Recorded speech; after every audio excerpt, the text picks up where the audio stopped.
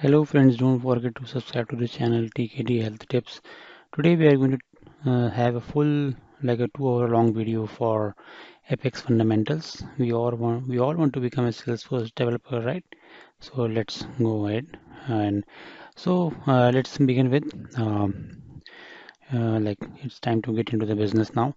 So in this video we are going to write our very first Apex program, okay? And it's not that hard as you imagine to write the first program. We are going to use developer console. So let's click on the gear icon, and from if you want to open your developer console, uh, there is as a browser tab. Then you can click on it and click on open in link new tab. Okay, and but if you want to open your developer console in a new window, you can directly click on it. I prefer writing in a tab, so I will close this pop-up window. Let's zoom a bit. Now in the developer console, we are going to write some anonymous code. This means we are not going to create any Apex trigger. Okay, we are not going to create any Apex class. We are going to write some quick code just to test how Apex works.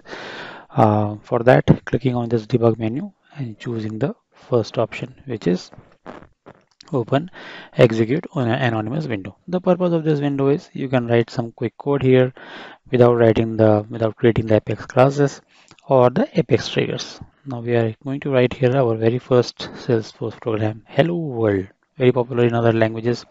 From here on, you should also practice writing code along with me. Open your developer console in your Salesforce org and start writing what I'm typing here. Let me write a debug statement and let's write hello world in it. To run the statement, click on the execute button here. The program ran successfully, but how you can see the output? Unfortunately, Apex doesn't support an output console like many other programming languages out there. So to see your output, you need to open the logs. Once you execute your program under this logs tab, you will see a new list item. So double click on this, and there are logs which are generated from our code, and there are a lot of lines that you see here. How you can see your output? You just click on debug only option, which will only show the debug that we had in our code. So let's click on it, and here we go. We see our output hello world. And although this program is very simple and small, but this is generally what people write when they learn a new technology. Everybody starts with hello world program. So I thought, why not we for Apex programming? That's why we have written our hello world program. And now let's have a look at our code. Let's go into the debug menu again, open our anonymous window. Let's have a look at line. What is this that we are doing here? We are simply putting a debug statement inside the program logs, and that's why we see our output here. This is a debug statement which was part of the complete program logs. That's why we see our output here. To put a debug statement, you need to use system.debug and then the string that you want to put inside the debug logs. Let's try it again. Let's write multiple debug statements.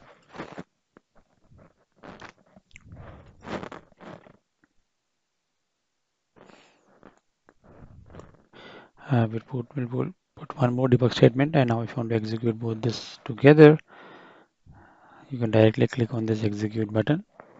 I only want to execute my third line or my second debug statement. I can simply select it and click on execute highlighted button.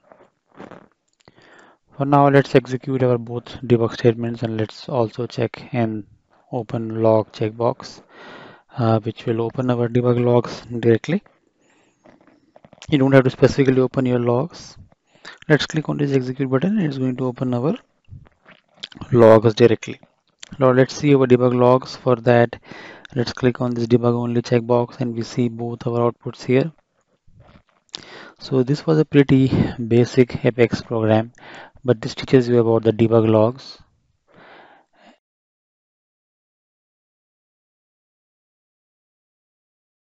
Now let's try to break down and understand the code that we have written in our previous lecture. So if you see the this was the debug statement that we have executed. As an output, we got hello world as a string in our debug logs. Now, how does Apex know that it has to print hello world? Why does it not print system? Why it did not print debug? Why it only printed hello world in the output?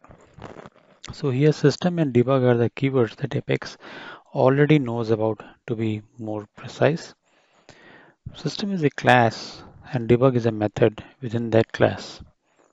So that's why Apex did not print these two statements. But why it printed hello world?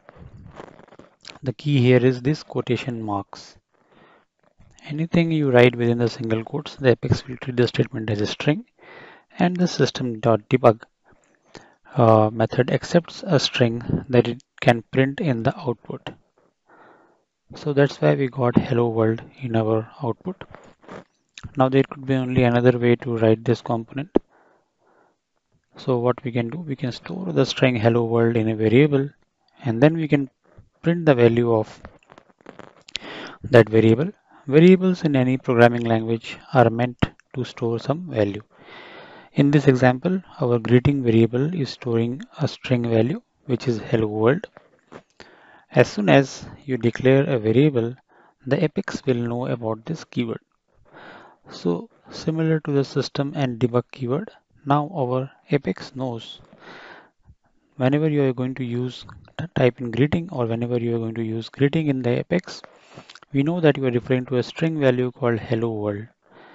These variables, they store their value in the program heap size, and heap is a size of RAM that is allocated to a particular program. Sometimes you notice that your operating system does not respond well, or it shows some lag, maybe because of a problem with the high memory, or maybe the program isn't responding. One of the reasons that could be that program is using more heap size. So you need to be very cautious when you use these variables, because each and every variable is going to consume some memory in Apex. There is a hard limit that each and every Apex program can have heap size of 6 MB, and in computer terms 6 MB is a lot. So you should always get away with the heap size. But if you have so many variables declared, you may like you're not using it or not clearing the values or nullifying your variables. That may hit the heap size error in your Apex program. We will talk about these topics more in the latest upcoming videos, but let's focus on the variables and let's practice some variables in our developer console.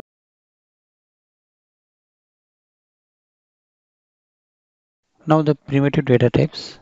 Let's modify this code and let's use a variable here. So I'm going to remove my second debug statement, and now I'm going to create a variable here. I'm going to name a variable as greeting. I'm going to assign it a string value. In the place of this hello world string here, I'm going to use my variable.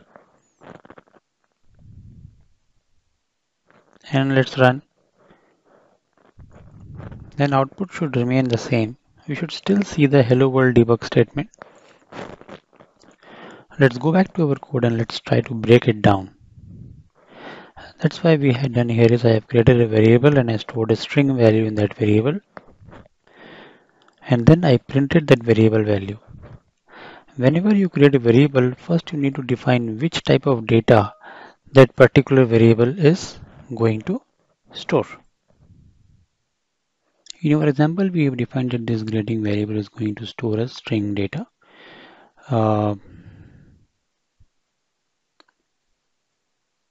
Yeah, so, and that's why we were able to store hello world in the greeting variable. Now this part is called data type. It's a string. Apex supports multiple types of data types, which we are going to discuss now. But before, let's try to change the string to maybe something else. I'm going to use one more data type, integer, and it's called it's used to store a number. I will leave rest of the code as it is. Let's try to execute this code. It will say illegal assignment from string to integer. So reason our line number 1, we have a string, but we are trying to store this string to an integer data type, and that's not allowed. However, I change my hello world to maybe 1, 2, 3, and I execute this program. So this will execute because now we are storing a number in our integer data type, and we see the same out in the output as well. Apart from string and integer, Apex supports a number of data types. These are Boolean, string, integer. Then we have long, decimal, double, date, time, blob, ID. These are primitive data types and that are available in Apex language. The Boolean can store a Boolean value like true or false or maybe null. But so in programming terms, null means nothing. When you assign a null value to a variable, that means that variable does not store any value. So it doesn't occupy any memory space as well.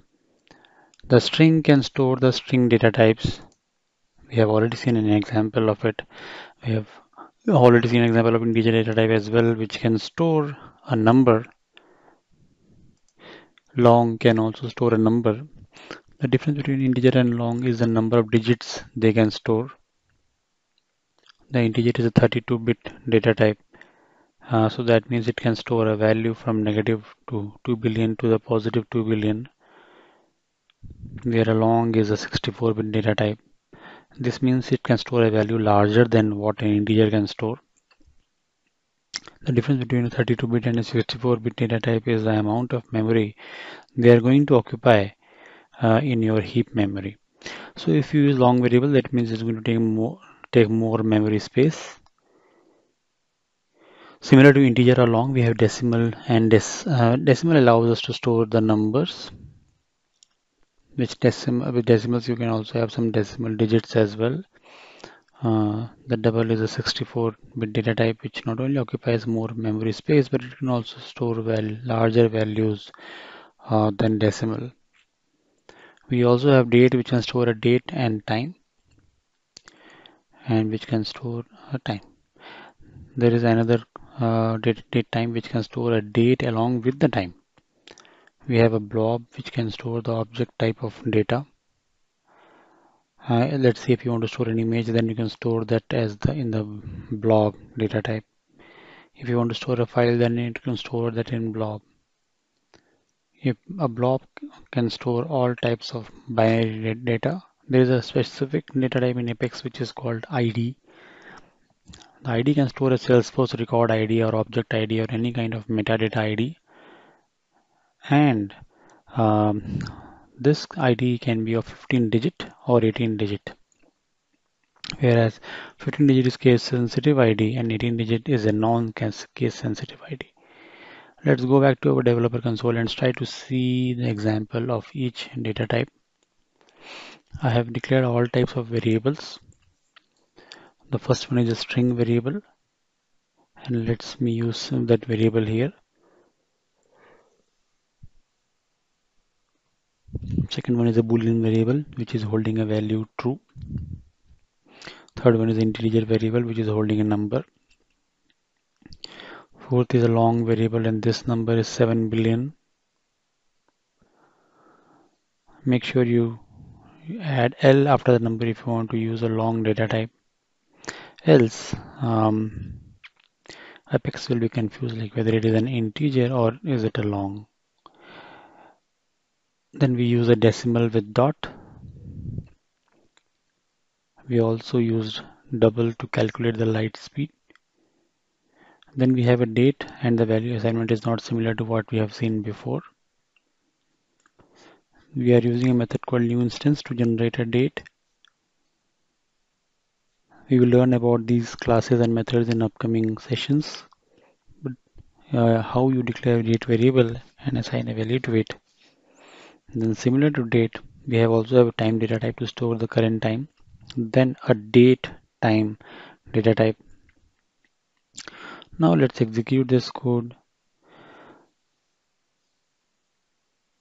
and see our debug logs.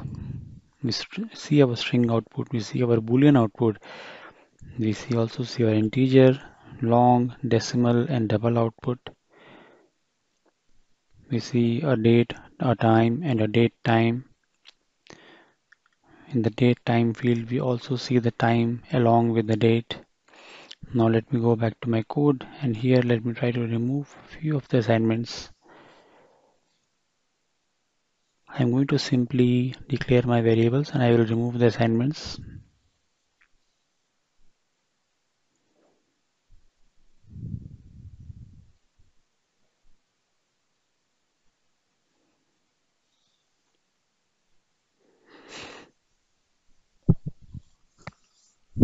Now let's execute our code again.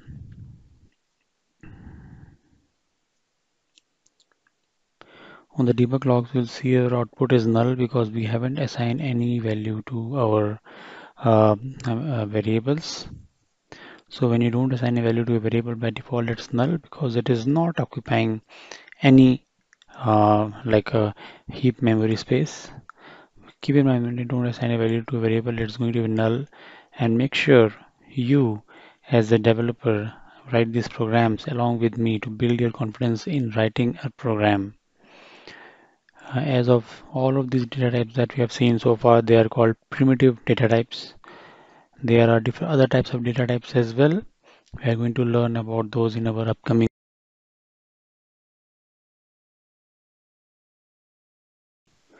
So in this video, we are going to explore some of the very useful methods from the string class.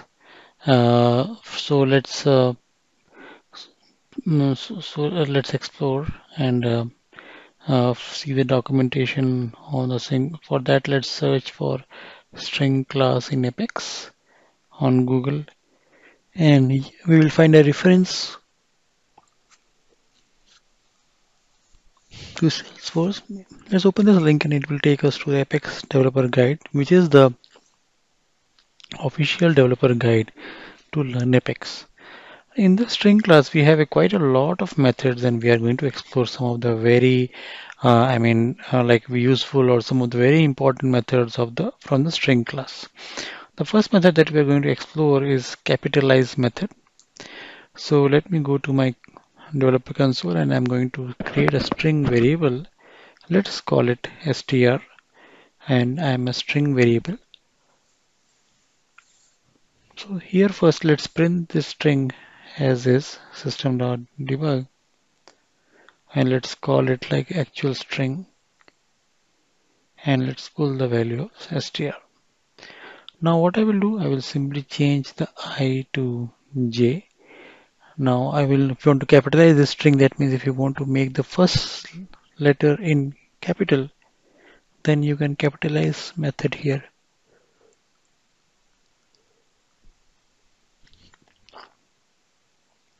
So I'm going to add a comment and I'll use a debug statement, and this will be a capitalized string.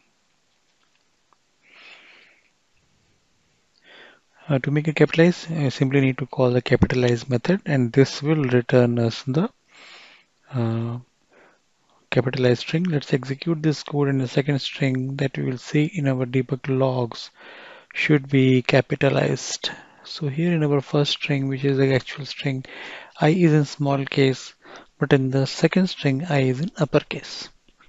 So here is another important method which is contains, and you can use this method to find out the string variable contains a particular substring. For example, we can check if our string variable, which is this one, contains the word ring. So let's do that. Contains example, I'm going to use system debug.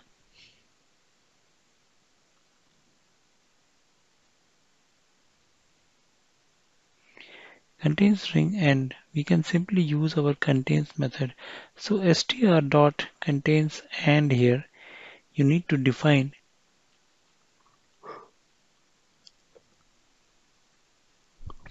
your substring, which is ring. So in our case, the output should be true because our string definitely has that string. So let's execute our code.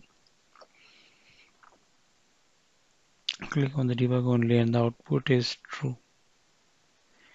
Now let's also explore some of the other useful methods like converting string to uppercase to lowercase.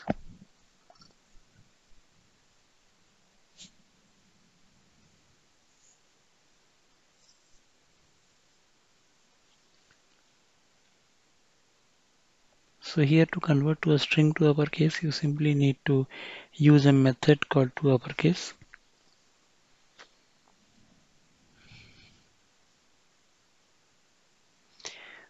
str.toUppercase. So this will convert your string to uppercase and convert it to lowercase. So we'll use str dot to lowercase.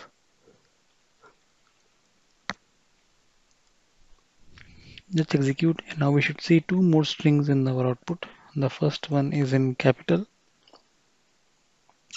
and the second one is in lowercase. Let's go back to the string class and find out a few more useful methods.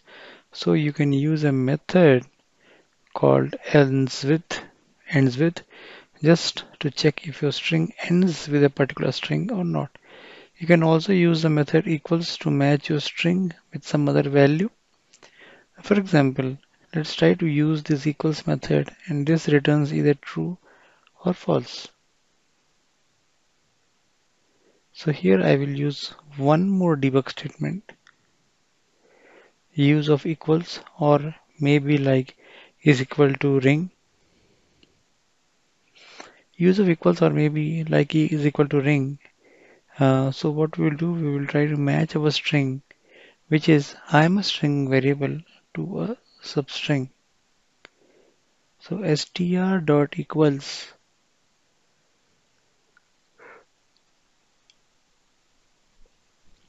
this is definitely false because our string is I'm a string and this should definitely return as false. Let's execute this one. Click on debug only and this is false. Let's also try this equals method to couple of more strings. Let's create for a few more string variables. First one, let's call it like Manish.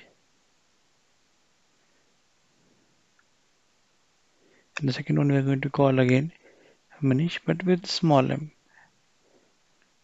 So let's try to compare like str1 with str2. Let me copy this and let's check out str1 equals to str2, and we are going to use str1 here, and instead of ring we are going to supply str2 variable here.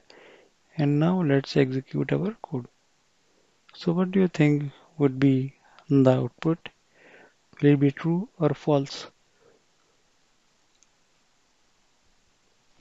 It's false because our second string has m in small case. So how you can avoid this? You can ignore the case and still match your string. For that, you can convert your str1 to the lowercase or uppercase first. Do the same with the str2 as well, and then you can match your strings.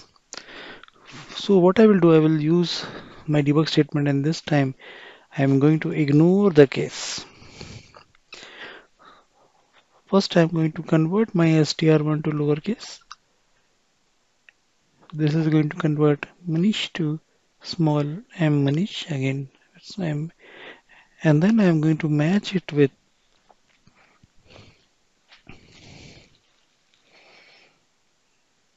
str2. So after after two lowercase, I will use it's in our case because our str2 is already or maybe like we can change the small n to n. Now it should be a good example, and now if you will execute,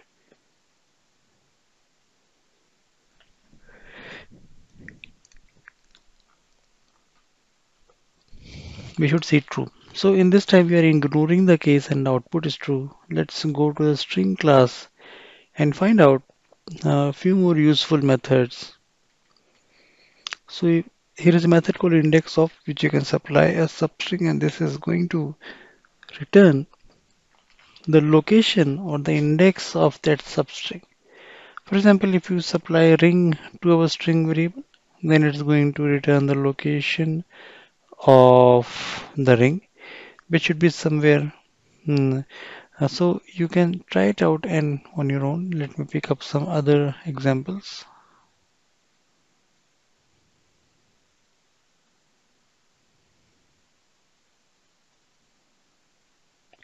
There is a method called length which returns the length. There also a method called remove which removes a particular character from your string.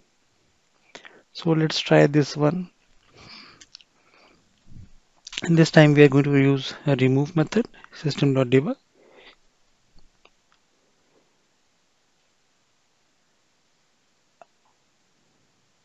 And we are going to remove this the ring from our string. So str.remove, and we are going to remove string. We are going to remove ring. So this will return me the string output after converting this part.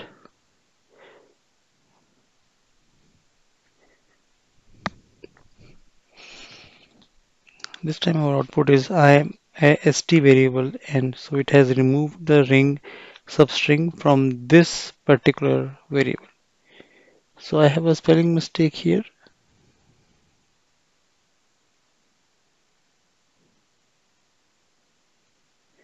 Let me go back to my string class, and you can also use the replace method to replace your string part of a string with another one. Let's actually copy this one, and we are going to replace this ring with wrong RNG. This would be like I am a strong variable. So let's use our replace method. We have got an error. It says method does not exist for incorrect signature. Let me go back and see our target first and then the replacement. So first we need to define ring here, as we want to replace ring and then the value that we want to replace with. We want to replace the ring with RNG, and now let's execute it. It should work fine, and output should be I am a strong variable. It's working fine. Let's go back to the string class, and here are a few more methods that you will be using on a daily basis, like split. So you have to split your string by some character. For example, you may get a string with comma separated value, and then if you want to break it by comma, then you can use this. In our case, we're going to split our string. So a string has, I guess, 1, 2, 3, and the output of this will split method is a list. So this will be the list of string. So instead of simple string variable, we are going to get a list of string variable in our output. So let me do the system debug and we do here split by space. So uh, this will be like a str.split, and there is a space. Now if you execute this code, you will get a list of string in output. So we'll get, I'll guess I have items, 5 items, 1, 2, 3, 4, 5, and so this, let's call it the list of string with 5 items. So okay, let's go back to string class and let's have a look at few more string methods. So there's one, you can use this trim method to trim the white space from a string. So like if a string has any white spaces at the beginning or at the end, for example, if my string has a space at the beginning and at the end, then the trim method is going to remove this extra space uh, from the string. Then you can use a value of the method to convert any other data type to a string. For example, if you have an integer data type and you want to convert it to string, then you can use value of method. And this method supports all type of data types, so it accepts integer. It also accepts double, decimal, date or date time. It also accepts an object as well. Apart from this, there are a few more important methods like one is blank and is empty. When you use is blank, then it's going to return true or false based on if your string is empty or not. If your string has only white spaces, so it doesn't have any other character except white space, or if it's completely empty or if it's null, then the is blank is going to return to true. Else, it's going to be the is empty method and is very similar to blank but ignores the white space. For example, if a string has a variable, has a string has white space, but if a string is empty or null, then it's going to return true. Then if there is numeric and is method, simply evaluates your string and it checks if your string only contains numbers or digits.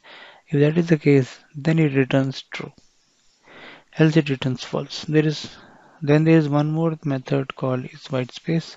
If your string only has white space and there is no other characters, then this method returns true. Either it returns false. So yeah, there are some other methods, useful methods from string class.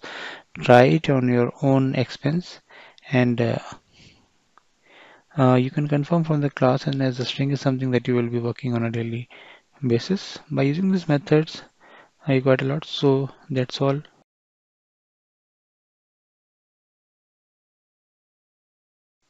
So tell me one thing, can your string have a value like this? So here I have a string variable called like team, and so and I'm assigning it a value which says my team's name is SFDC Academy. Can you have a string like this? You cannot, because this string has three single quotes and you cannot use single quotes directly in your um, string. So because the single quotes are used to either start the string or end of the string. But in some cases, you will have to use single quotes in your string. How can I do that? You need to learn about escaping the characters in a string. And to escape, uh, you can use a backslash character. And when you will use this backslash character before your single quote, you would be able to use the single quotes in your string. So if you have to write such string again, we would write it like this. We would place backslash character before all our single quotes. In this way, we will be able to use the single quotes in our string. And the single quote is not the only character that we are not allowed to use in a string. There are other characters as well. So let's take a look at all the escape sequences. So you can use slash backslash b to use a backspace character. You can use backslash n to create a new line in the string. You can use backslash r for a carriage return. You can use slash t for a tab. Or you would like to use a backslash string in your string, then you would have to escape this one as well with a backslash character. So in this case, you would be using two backslash characters. You can also use slash o for a null character. So you can use any of these escape sequences in your string. So wherever you need them. Now let's go back to our developer console and we'll see a short example of this. Here in an anonymous window, I'm going to create a string variable and I'm going to assign it a value called SFDC Facts Academy.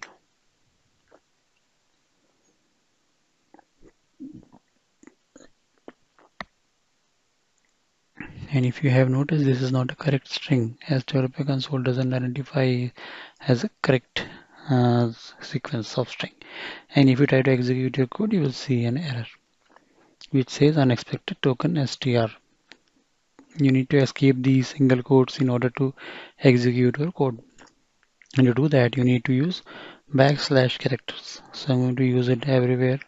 Wherever I'm going to use a single quote, And after that, I can terminate my string with the use of one single quote. And this time I will be able to execute my code. Let me print this string in the debug log and let's execute our code. And we will see our single quotes in our string. So there is a single quote after team and there are single quotes before and our team name. So I will show you an example of using \n as well. Let's say our string that we work on Apex. Here I am using \n character and which prints the rest of the string in a new line. So we will see this \n to generate a new line in your string, and if we execute it again, we'll see the rest of the string in a new line. Let's debug only. Let's see. We will work on Apex. This is printed new line. So you can actually use this \n character to escape some of the characters which are not allowed to be used in a string and directly.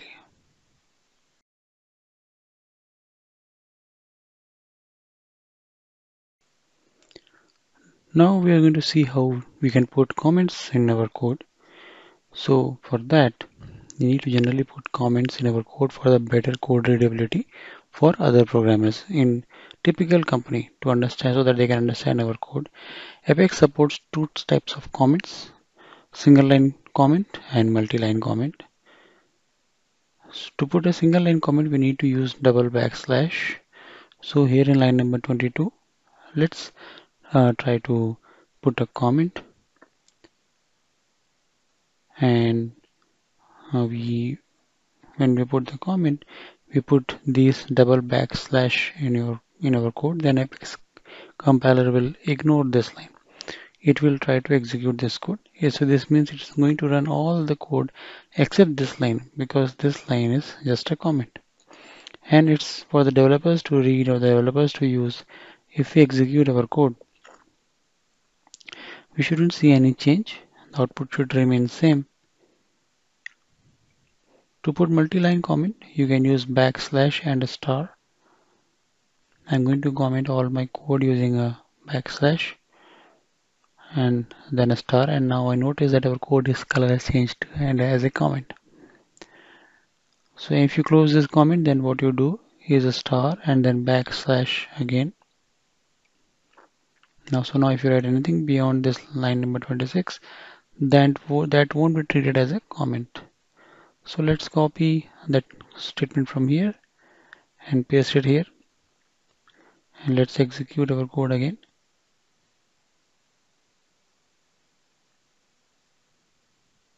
And now only single line output is here because the rest of the code is commented. Adding comments is considered as best practice because it increases the readability of your code, and other programmers can easily.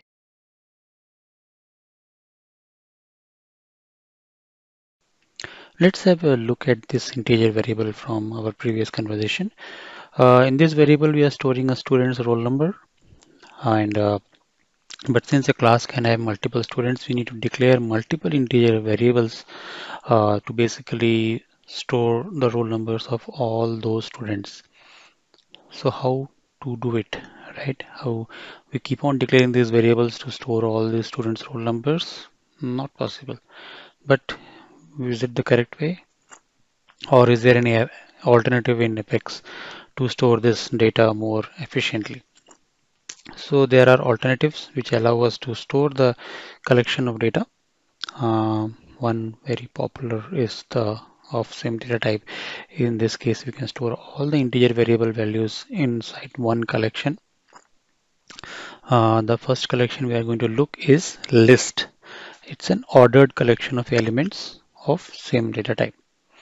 Um, so, so in order to store all these three roll numbers using the list, how we will do it? So basically, we will create a list of integer and we will call it roll numbers. And then this list can have all the roll numbers that we want to store. Okay. Now there are few things which are new in this statement. The first one is 3 angle brackets. And why did we use these angle brackets? And if you want to store a collection of data in list, then you need to specify what will be the data type. Um, so you specify the data type within these angle brackets. Okay, but what does this new does? Why does this new keyword is here? A new keyword is used to create the instance of a class and allocate memory. Simple. Now we'll go back to our example. And here we have a class defined in Apex class language. If you want to create a new variable from this class, or you want to create an new instance of this class, then we had to use this new keyword. New keyword is used to create instance of a class and allocate memory. Now, if you want to allocate some value, you do not need to use the new keyword. But for all the non-primitive data types such as list, we have to use the new keyword to first create an instance of that particular class. Now let's go back to our developer console and start practicing. So I have 3 integer variables storing in the roll numbers of students. Then I'm printing it into the debug logs. So let's execute this code.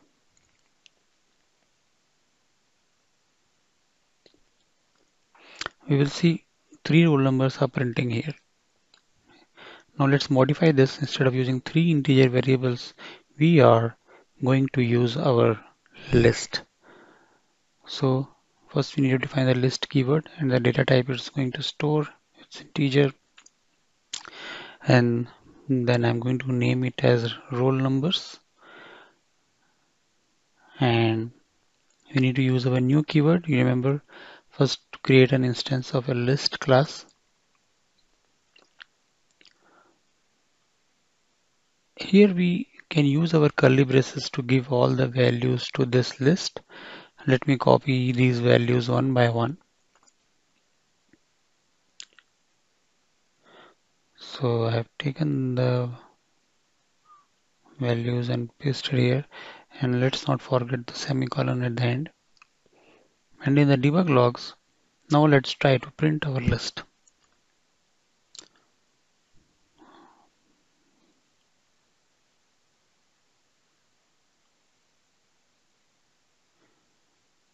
Let's comment the previous code. You can select it and execute, highlight it as well.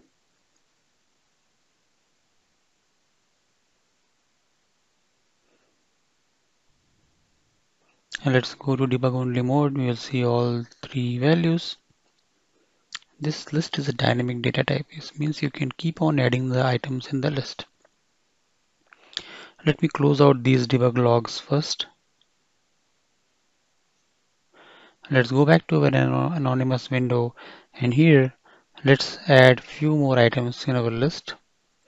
We need to use our list variable, and then we need to use a method called add. Let's add few more values.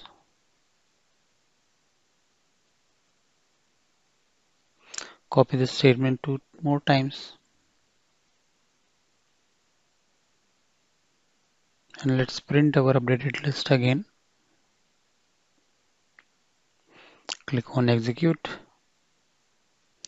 Now we should see 2 debug statements. The second one would have more lists than the first one.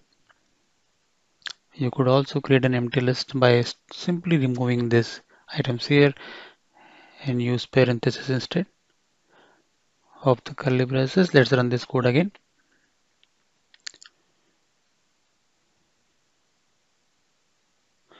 In our list, empty is in the beginning, then it should have some values. Let's try to understand how a list stores the data. A list stores the data based on the indices. The first item that you insert in a list goes to index 0. And if you keep on adding items in the list, each time the index will be implemented, that means the list index starts from 0 and it goes up to n, and n could be of any value. If you have 100 items, then a list can store 100 items. But if you want to store 1000 items, then you can store the 1000 items as well. Just keep in mind that the list index starts from 0 instead of 1. So if you want to access the very first item in the list, you need to get the index 0. It's possible to update an item on a particular index. Okay.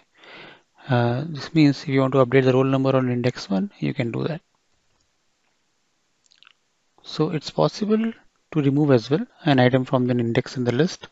So let's say if you want to remove the index at 2, that's also possible.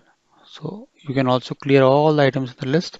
For each of these operations, there are different methods which are available in list class. Now let's try to explore some of these methods. Here in the developer console, we will undo the changes and initialize the list with 3 items, and let's print them. We have added 3 more items and we have printed our list again. Now let's print one item from index number 1, which should be this one. And if you want to get item on a particular index in a list, then we need to use get method called get. Let's copy our list variable and use our method called get. And you need to define the index that you want to retrieve. I want to retrieve roll number which is on the second position. Since this list starts from 0 index, I need to give 1 here so I can retrieve my second item. And I want to print this value. So either I can assign this value to an integer variable, or I'll call it roll num, and then I can print it inside our system.debug statement.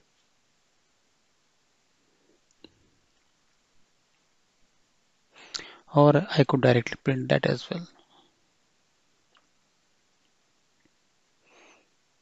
within this parenthesis. Both will work the same way. Let's add a comment here. Get item on index 1. It's also possible to add an item in a list on a particular index.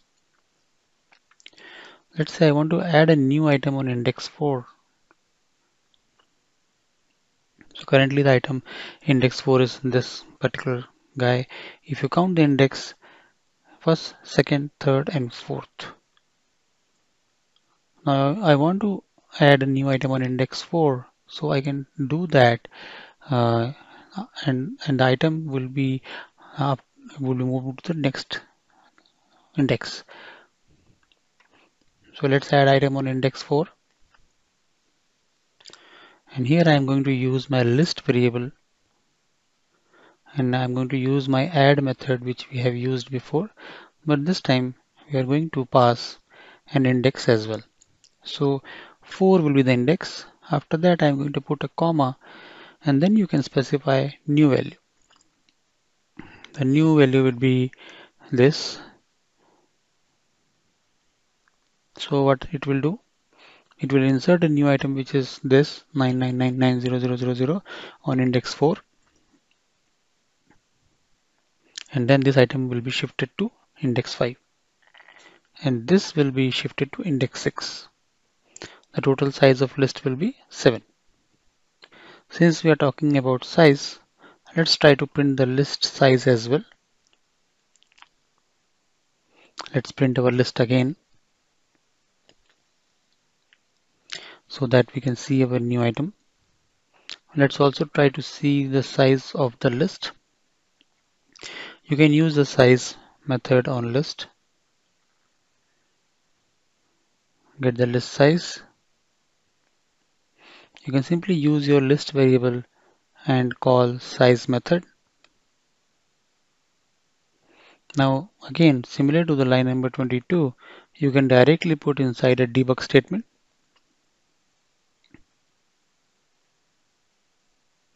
And then we are going to delete an item from a particular index.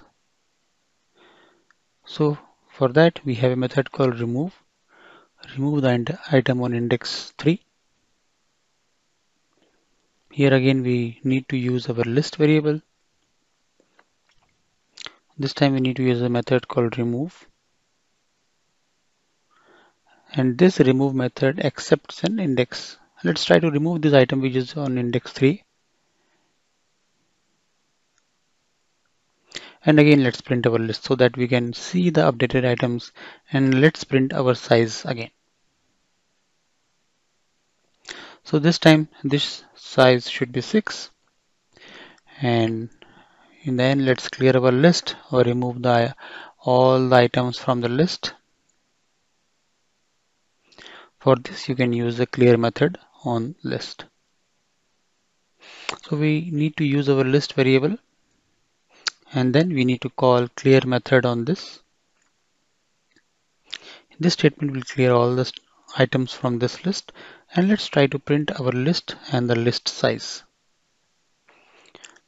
Let's execute this code.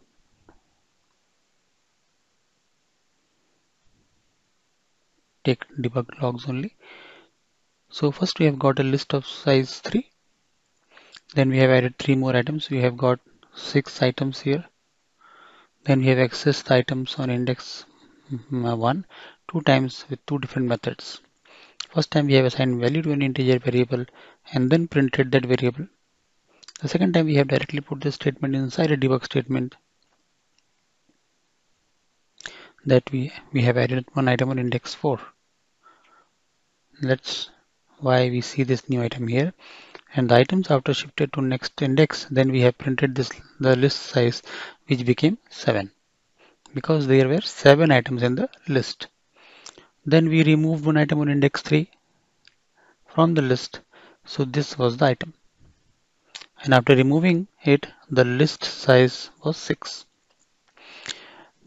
Then we cleared the list and then the size became 0. These were some helpful methods that can be used on list, although there are other methods as well. In the list class, we can check the complete list on this link. So for the list class, and do check out all the methods from the list class, and then you can try playing around with all these methods.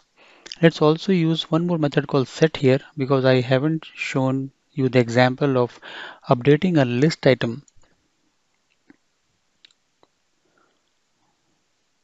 We are going to update this item with something else.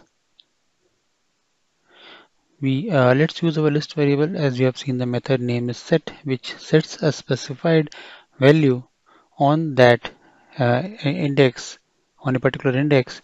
So we are going to use set method, and the index will not be 2. Let's make it 1 because I want to update the second item, and the value we give it like 444 444 44.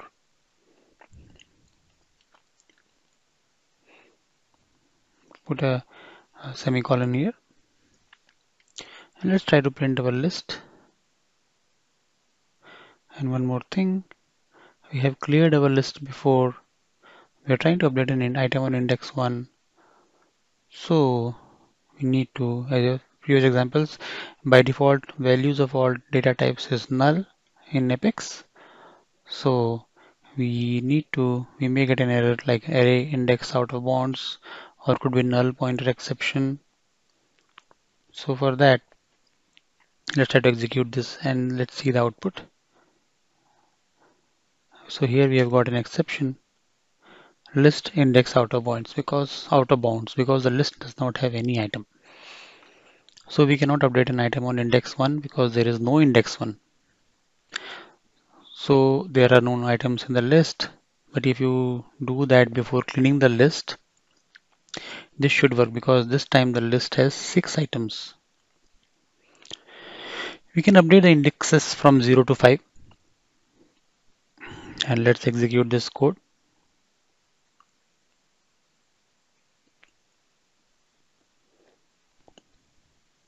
We can see that we have updated the item on index 1. Hope it's clear that array index out of bounds exception because we were trying to update something which does not exist. We were trying to update index 1 which was not at all there in the list. The list did not have any item, so there were no index. So you cannot update an index if the list does not have the item. So let's say our list size is 6. Then if you try to update the index 10, you cannot do that because the list does not have that index. So only if an index is there on the list, then only you can update or remove that item on that particular index. So lots of learning here.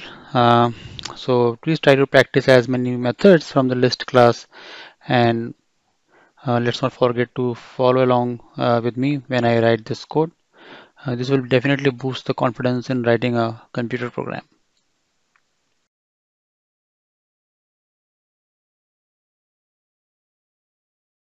So we will do like an unordered collection of elements of the same data type, and we did a lot of hands-on, but now we will try to see how we can actually uh, do like some hands-on here, like for and once you do the practice, then you should be able to understand what is the list. Now, in the set, we also store the elements, but here we but unlike list, it's the sets are unordered. So basically, when we are storing the items, each of the next item were being assigned to the in the list in the next, but they were be but and so they were sorted by indexes. But in set, whenever you add a new item, we cannot directly say that this item will be added to the next index because set doesn't use index. It directly stores without index. That's why we call it unordered collection of elements. Important thing to note here is it doesn't set doesn't allows duplicate data. That's a key takeaway point. So if you try to insert the same data again in the set will not accept it. So it simply disregard it and will only persist one single item of the same value. Uh, Although we can add as many items in set, but they should all have different values. None of the items can be duplicate, and set can accept a null value as well. In list, on contrary, we could add the same item as many times. So the list can accept the duplicate data, but set cannot. And list is an ordered collection, whereas set is an unordered collection. So if you want to store the same roll numbers again in a set collection, this is how we would do it. So the only change here is instead of using list, we will use a set and rest of the things remain same. So the first statement here defines a set with some initial values, whereas the second statement initializes a set with empty values. So we are going to initialize our set with three roll numbers, and we are going to print those roll numbers uh, and using a debug statement similar to what we did with list. The set class also supports the add method, and this is how you add the item in a set collection. Now we are going to print our roll numbers again.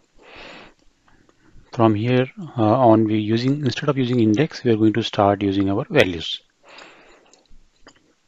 So removing the rest of the codes, let's execute this, and we'll try to do some modification in this video again.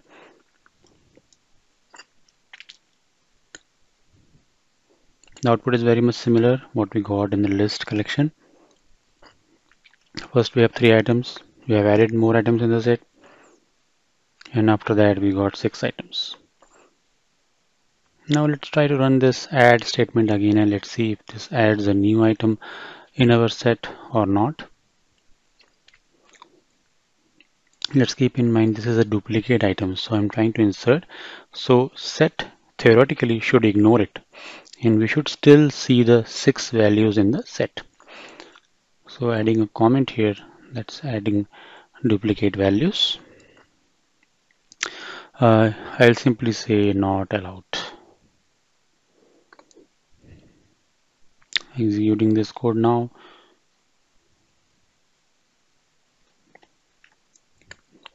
So even though we try to add the item again, we still see the 6 items in our set. because set doesn't allows duplicate items. Let's try to check if a set contains that particular item or not.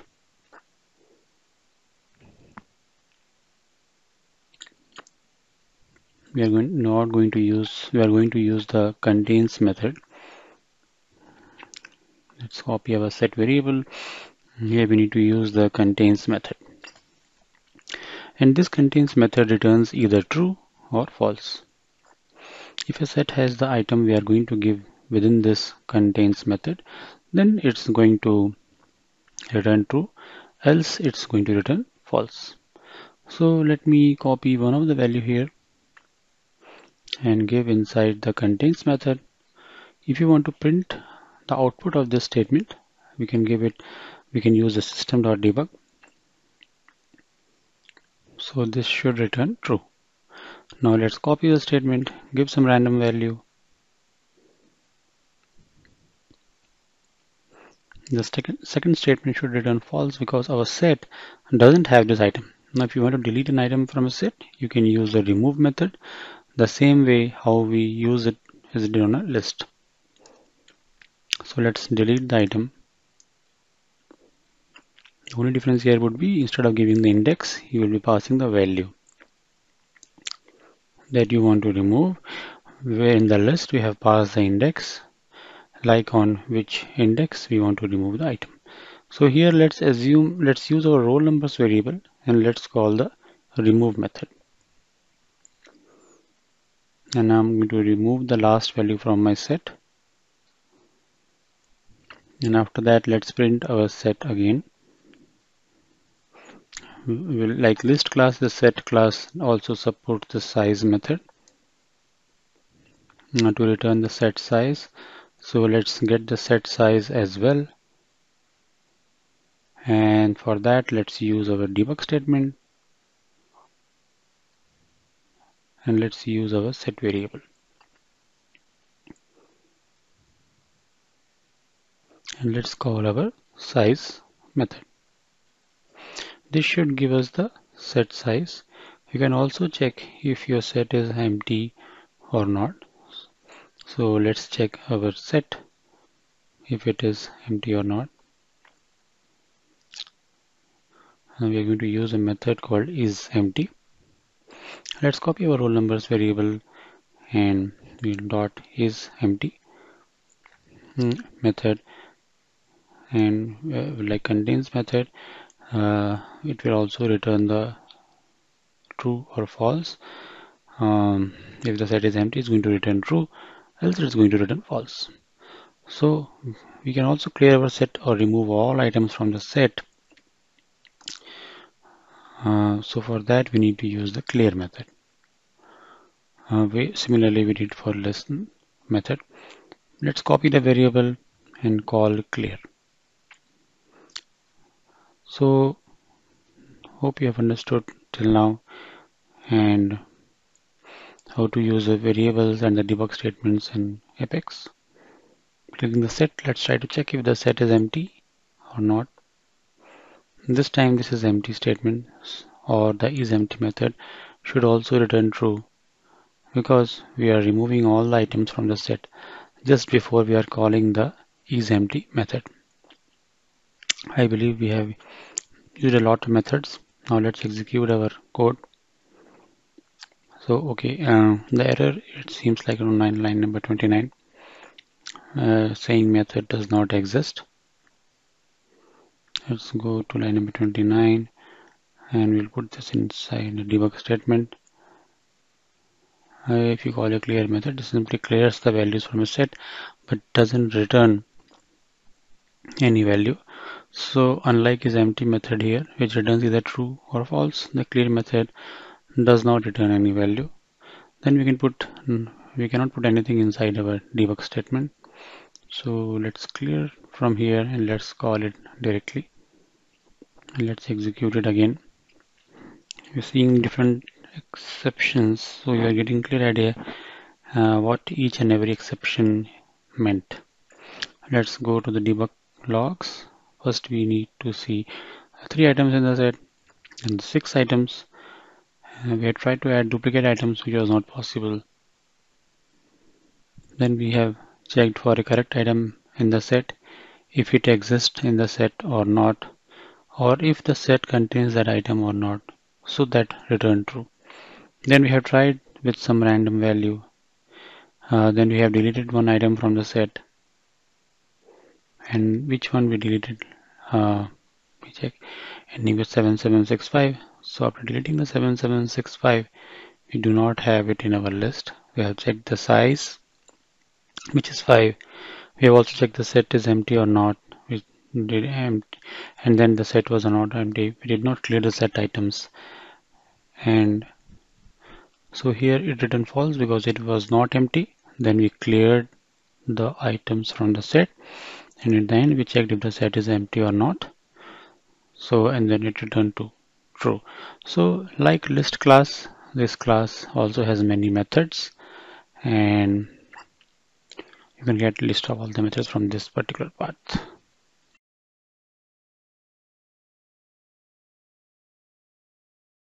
So let's talk about map. It's a key-based, key value pair-based condition. Now, with respect to each and every roll number, you will also write the student name. And students cannot be duplicate. So the names can be duplicate, but now what's this map is all about? It has keys and it has values. So the keys cannot have duplicates like set, whereas the values can't have duplicates like list. So in this example, the roll numbers are keys, where the student names are values. To call out a student name, first we need to know their roll number, and then you can look for the student name, isn't it? So same thing happens with a map. To access a value, you need to get the value by a key. And let's see, if you want to access the item bill or the student bill, then you need to access bill through his roll number. Like map, like set, map also doesn't use indexes. It only uses keys and values. So you cannot access an item by its index.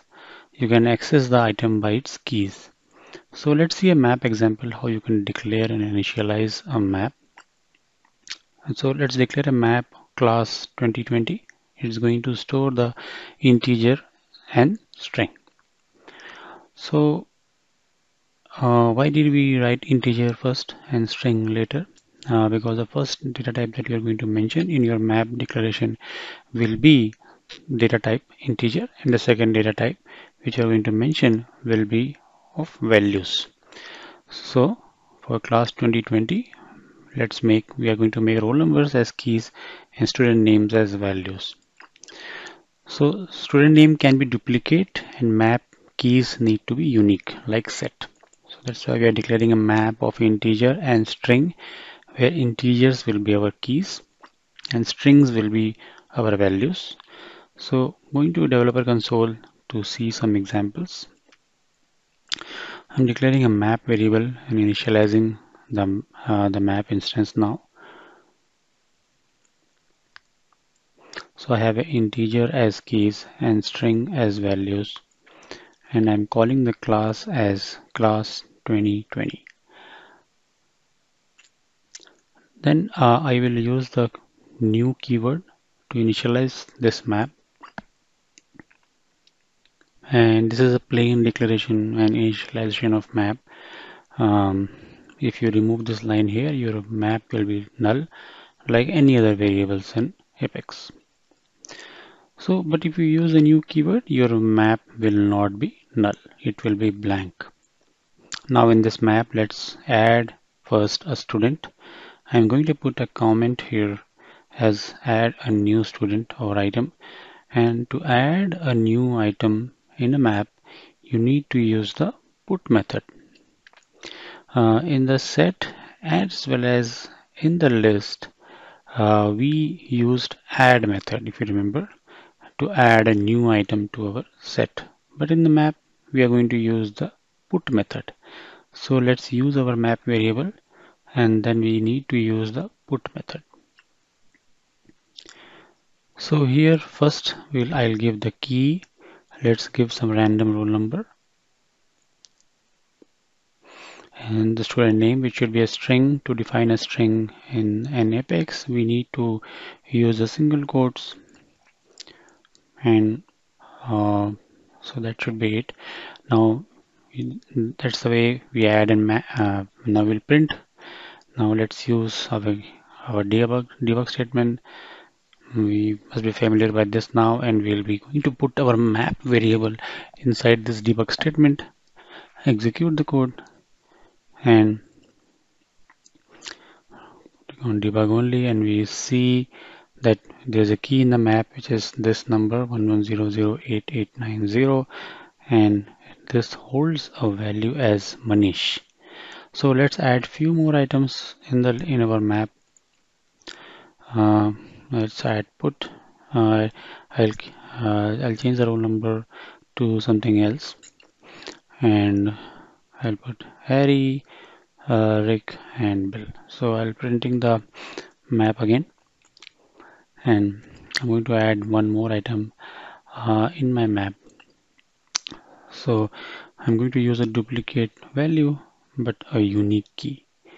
So let's add one more item where I'm going to use the duplicate key. Okay, maybe 94 and a unique value. So I'll give something as Skywalker. Okay, so so what do you think should happen? Map should have these four values because these are unique values and unique keys. Then our map has a duplicate key on line number 15, and we'll try to see a debug statement between line 14 and line 15. So we will, by line 15, we'll have 5 items in our map with the duplicate value, and all Bill has unique keys. So when line number 16 will execute, we'll see what would be, is it going to override the value on the key since map does not accept duplicate keys, or so the value Skywalker, will it replace the Bill? Let's print this again and let's execute our code.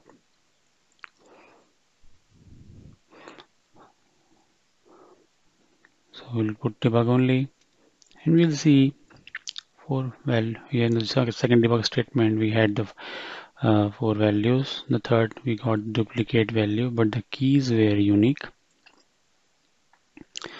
In the last debug statement, the value Skywalker was replaced the value Bill. Let's go back to our anonymous and let's try to few more methods. Let me put a comment here. Override value. So let's try to access an item from a map. So I want to know the name of the student who has the roll number ending with 8892. Now I'll use something called as get, and I'll try to make use of few uses of the get method. Like how do we get a value? I'm going to use my map variable, and then I'm going to use the get method. So this get method accepts a key. So I'll call the roll number ending with 8892. Let's pass this. Now I'm going to return the value Rick. So we'll put it in our debug statement directly. Let's do that. Now let's say Bill has unenrolled from my class, so I don't need to keep his record, right? So I can remove a value from a map using the remove method. Similarly, we did in list and set class. So let's comment here, remove an item from map, and for that we're going to use the remove method. Now this remove method also accepts the key. Let's pass Bill roll numbers here, and this should be removed. Now let's say you want to get all the keys from the map. So for that you can use a method called keys, and this will return a set. Let's get all the keys. So the method name is key set, So underlying collection, the data structure of map keys is set because it shares the property, like it does not keep duplicate values, and it's also unordered. So that's why we get all the keys. It returns a set, and to get the keys, you simply use a method called keys, and you can assign the return value of keys method to a set. And since we are using integer as our keys, so this will be a set of integer, and let's call it roll numbers. And this is something wrong with the n on my, please excuse me because something problem with the n on my keyboard. So we have got all our roll numbers, and we can simply print those in the system debug, or we can directly put this class 2020 keys inside our debug statement like this as well. Both ways are fine. So now, similar to keys, we can get all the values from the map, and the values are stored as a list in map. So this time the return type will be the list. Okay, and I'm getting all the values. To get the values, I simply need to use a method called values. Instead of keys, just type in values here, and it returns a list of student names, which is a string. I'll put it in a list of string. Let's call it string. Let's call it students, and this is how you can store the return value of this variable. So again, I can directly write it in the debug, but you can also see if we can also check if a map has a key or not. So like the way we did in our set class, where we checked if a set contains a value or not, using the contains method, we will have a method called contains key to check if the map has the key. Here we simply use our variable, and the method name is contains key. So you need to pass the key that you want to check, maybe like this one ending with 8892, and this is going to return either true or false. Now I'm going to print this in my debug statement. We can try a key that have been removed. So on line number 25, we have removed this key from the map, and try to get this key now and see what it returns. So it should return false because the map does not have this key anymore. Alright, a lot of methods. Now let's execute this code, and incorrect signature line number 29. It doesn't able to recognize the method keys. Maybe we have to use a method key set on line number 29. So keys is not a method, so we will use a method called key set. And now let's give it another try. Again we got an error on line number 37. So I think I have missed n here. Yeah, so in the variable contains key in the method. So now it is getting executed. It's trying to see our output. So we have got all the debug lines till line number 29, where Skywalker was replaced the value Bill. Then we try to access an item by 8892, and it returned the value as Rick. And we try to access an item as a value Rick, right? And now that on line number 22, that's what we did, and we have used the get method to get the student's name using the roll number. Then on line number 26, we have removed an item from the map, and it should not have a value. But let's see that if that is the case. Yeah, it doesn't have the value Bill.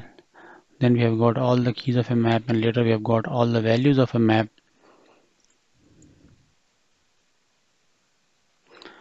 Now we have tried to check a key which returned true. We have tried to tried with an invalid key which was deleted before. That's why we got the value as false. So that's a learning from this.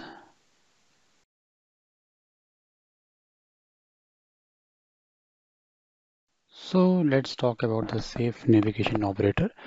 So it's a high impacting feature of released in winter 2021, and here we are introducing the new safe navigation operator. What it does, it allows us to safely access the properties or methods of an object or an you can say Apex class if anything is null. So instead of checking whether the property or any value is null and then going one level deep and to access that particular property, you can simply just use this safe navigation operator, which is to keep going one level deep. So if any of the property is null, it will just simply return null instead of throwing null pointer exception. So it won't make much sense. So let's give an example. So let's say we have a class called car, and this class has another inner class called engine, and this engine has an integer property called horsepower. Now, if you want to access the horsepower of that class in general, what you will do, if you want to write a safe code, you will first check whether the car itself is null, and then whether the engine is null, not equal to null, and then only you will try to access the horsepower. If you don't do it this way, if the car or engine is null, then you will get the null pointer exception, isn't it? So with the introduction of safe navigation operator, this became much simpler. So you write the same code in this way, where you will have the car instance first, then you will have the safe navigation operator, which is the question mark. So the car question mark and the dot engine question mark and dot horsepower. So what this code will do, if your car is null, then your horsepower will be null. If the engine is null, your horsepower is null. So if horsepower itself is null, then also your horsepower is null. So if neither the car is null nor the engine is null, and you have like proper value in horsepower, you will get that in return. You will not get the null pointer exception anywhere. Now, just let's see see it in action. So showing the slides, and we have this class called car, and this car has two properties. One is engine, and another one is model, which is a string property. Okay, now this engine is an inner class has two properties. One is the horsepower, which is an integer, and the make, which would be like the year when the engine was built, and this is also an integer. Now let's go. I have already deployed this class. So let's take example from the GitHub repo and deploy this class to our org. Now let's move to our anonymous Apex. Here I'm going to creating the car instance with the engine first, and so this is a valid scenario, and I'm assigning the model as a Land Rover Discovery. So then the engine, I'm creating an engine instance as well, which is an inner class as you see here. Now then I'm assigning the horsepower to the engine, and then the make of the engine is 2016. Now I want to access the model of the car. I will simply just use the car instance variable and the model, right? Then I want to access the horsepower. I will just use my car instance and then the engine, and then so this would work as is. Let me quickly execute the code, and we can do it through developer console or through here as well. So first what we'll say, I'll try to have my debug logs right here, and then I can just simply execute my code from here, or you can click the execute button. So the code is executed. Let's go to our logs, and you see the car model is Land Rover Discovery, and engine horsepower is 300, which is correct. So everything is working. But now let's move to our example number 2, and here I'm creating a car without the engine. And so let me just use this the car instance is created. The model is also inside, so we should be able to access the model, but when we try to access the engine, it will be null. But because we haven't created the engine instance like in our first example, so there should be a null pointer exception if you try to access it in this way.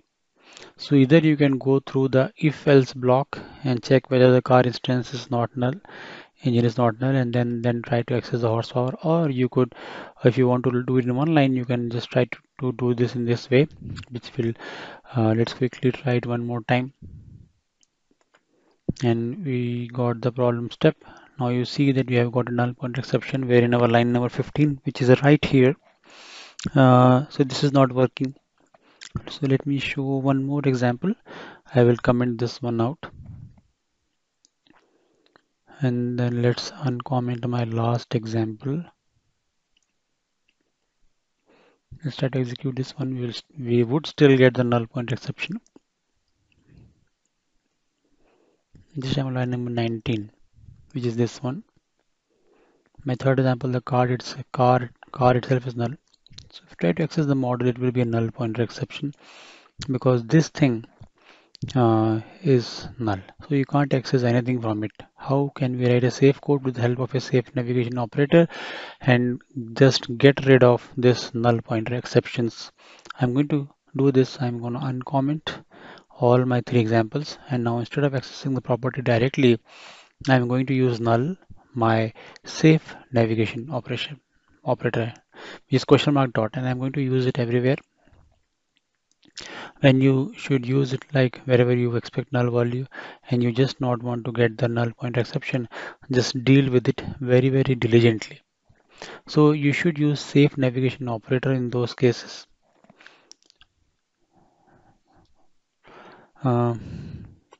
So let's try to execute this code, and let's go to terminal and we see we can clean this first. Let's execute it one more time. See fresh logs. So the first example is null rover discovery. We see get 300 in the second one, which is the Land Rover Defender. Yeah, and get the model, but the horsepower is null in the third one. But the model and both the model and horsepower are null. So you can see what happened here with the safe configuration operation.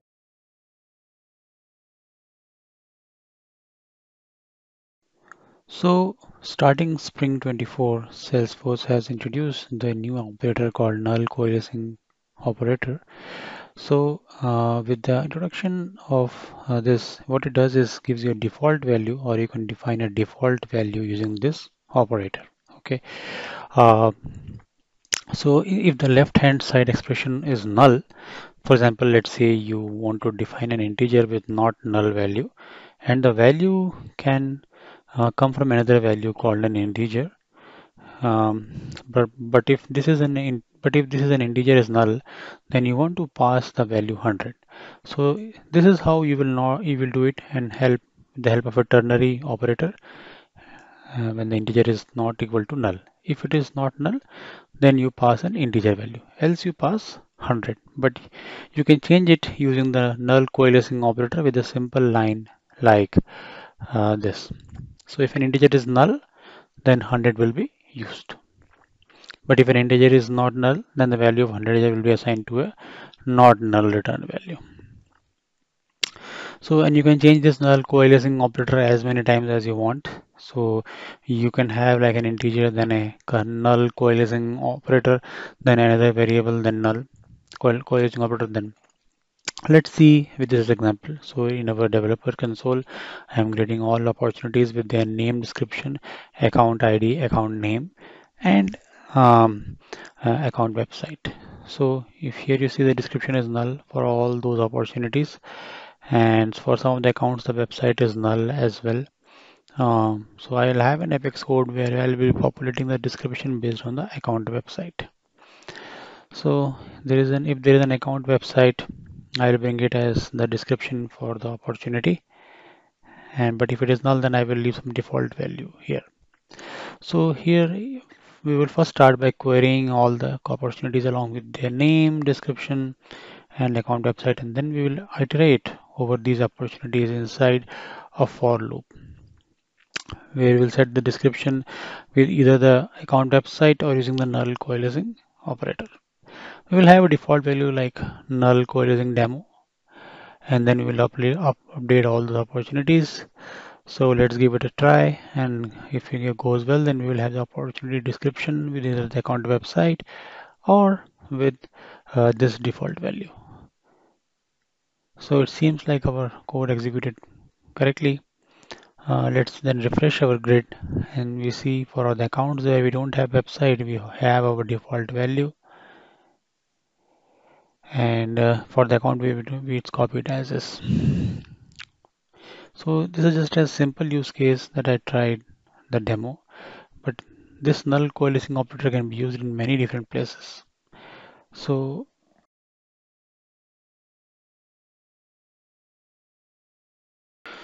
data type conversion, it's possible to convert a data type in Apex to another data type, like one data type to another data type. But let's take a look by this example. So we are creating an integer variable my marks, and and this is taking a value from a string. And how do I know that 85 is a string here? We are aware because it's within those single quotes, and anything in Apex that is within those single quotes is indeed treated as string. So we are converting a string to an integer here, but there is a need of converting one data type to another data type. So sometimes you are not sure about the data so that you will be getting from your APIs. So in those cases, we need it from third-party systems or even from a database having the same data type that you want it to be. So there are multiple use cases wherein sometimes you get your marks in a string and you cannot add your marks as string. If you want to do some mathematical operations on these, then these needs to be numbers. Let's see, if you want to get some bonus marks, you cannot add those to a string. You first need to convert it to the integer value. The only way you can do it, we can convert it the string to an integer or using this value of method. So integer class has a method called value of, which can convert the other supporting data type to the integer data type. And this value of method exists on all primitive data types or classes. So you will get a method on a string as well, which is like string dot value of. You could also use double dot value of, decimal dot value of, long dot value of, boolean dot value of, and on all other data types as well. So let's head back to our developer console and try to practice some data type conversion. Let's declare few string variables, and I'm going to call it physics marks, and let's give it a value, maybe like 72. Then let's create one more variable. Let's call it chemistry marks. So, and let's say I have got 64 in chemistry, little less, and then one more string variable, and let's call this as math marks. So, uh, maybe like 87. Uh, Now I want to see total of my marks. So out of 300, how many I've got? A simple solution would be to, let's say, um, let's use like more string here and use total. And what we can do, maybe like physics marks plus chemistry marks plus math marks. So here we are using our addition operator to add up these marks. Do you think it will work? Let us know in the comments. Let us try it out. Let us put our total marks in debug statement, and let's put it and let's execute it. Let's use our debug only, and wow, that's a big number. How can you get 726,487 mark out of 300? Isn't it? Something it's not right. Another reason is addition operator is adding the strings here. So we have already seen an example of it when we added hello with the world with a space in between it. So what it Thus, it simply adds the strings as characters. That's why we have got 72, then 64, then 87 in return. But that's not the value that we want. We need to convert the strings to an integer value first, and then only our addition operator will add up those and them as numbers. So let's use integer dot value of method. Okay. So in this way, physics marks will be converted to the integer, and I am going to copy this statement here as well. Uh, so I'll put it here. Um, Now, do you think it will work? Let's give it a shot. It says illegal assignment from integer to string. On line number 5, we have an illegal assignment. So I think mostly it would be like we have converted the integer value, but strings to integer here. But we in the final statement of the expression, we are going to give us an integer value in return, right? But we are trying to assign it to a string variable, so we are not allowed to do that. So either we need to convert this variable to integer, and then only we can store our marks, and it works. And let's see the output. Hmm, it's 223. We have got the correct number here, right? So what if we don't want to make this integer and just want it to be string only? So for that, we what you can do is you can do the final outcome of this expression to string again. Let us break down this first equation to multi-line, maybe like this, so that we all can read it. And so I want to convert this expression to string. I can simply use my string class, um, and then the value of the method, the way you have used. And then we are going to use this value of method on the final outcome of this complete expression. Okay, and I'm going to close the parenthesis. I let the Apex compiler calculate this expression, so this will return an integer value as 223, and then we will convert the integer value to the string again. Hope you are getting. If not, then please feel free to comment. And then the result could be also vector as 223, because we are first adding those as integers, and then we are converting it back to the string. So similar to string or integer, all other primitive data types also support value of method, and you can convert one data type to another one using this value of method. It so in the variable section also we have seen. So uh, we are going to learn about the conditional